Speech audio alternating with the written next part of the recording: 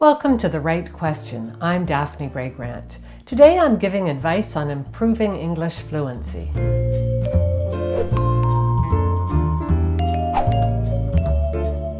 Here's a question from Shabu Chakraborty, a medical doctor and consultant from Kolkata, India. Here's what he asked via video. Hello Daphne, I am Shubhu from Calcutta.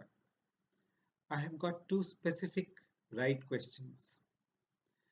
Being a non-native speaker of English, I often find it very difficult to handle verb tenses. And the second one is that I tend to write very wordy sentences. When somebody points out to the word lengths, I do tend to cut down on the sentences, but then the style becomes choppy. How could I overcome these problems? Thanks for your help. Thanks for the question, Shabu. First, let me congratulate you on your English. It's always hard learning another language, and I'm frequently amazed by the number of people who don't give themselves enough credit for the hard work they've done. Judging by the English in your video, you're doing really well. But if you want to become even better at English, I have a couple of suggestions for you. Tenses are hard to master in my native language. English has 16 verb tense and aspect combinations. Tense indicates time, aspect refers to repetition, completion, and duration. It's confusing, I know, so I've included a link to a slideshow below that will walk you through the differences. 10 of these 16 combinations are used frequently by native speakers, but unless you're in an immersion situation, you're not likely to encounter them frequently enough. So if you want to become an expert, I suggest you try to figure out a way to increase your exposure to English.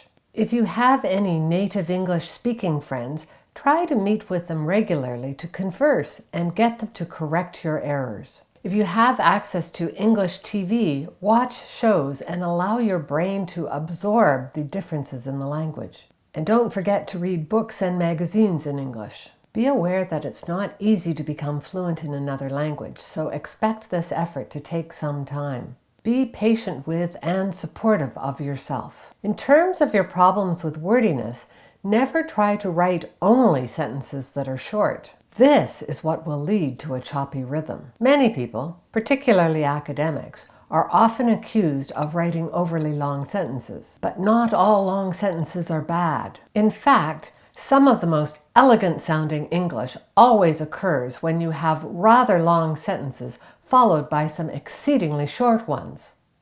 Like that one. What I just gave you was a 23-word sentence followed by a 3-word one. Trying to edit all of your sentences to the same length is not only infuriating, it's not good English. Instead, try to make sure that each long sentence is followed by a short one and your rhythm will be restored. I've written a blog post on this topic and I've copied the link below. Improving English is a worthwhile goal, but don't let your desire to be excellent get in the way of being very good at it.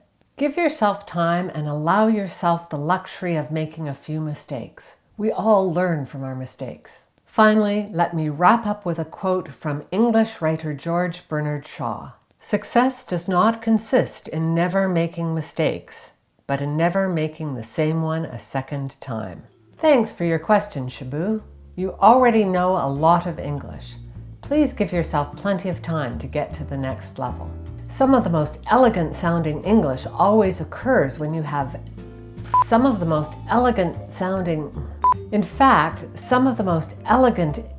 always occurs when you have rather long. In fact, some of the most elegant English, rather long sentences followed by some exceedingly short ones. Some of the most elegant sounding English always occurs when you have some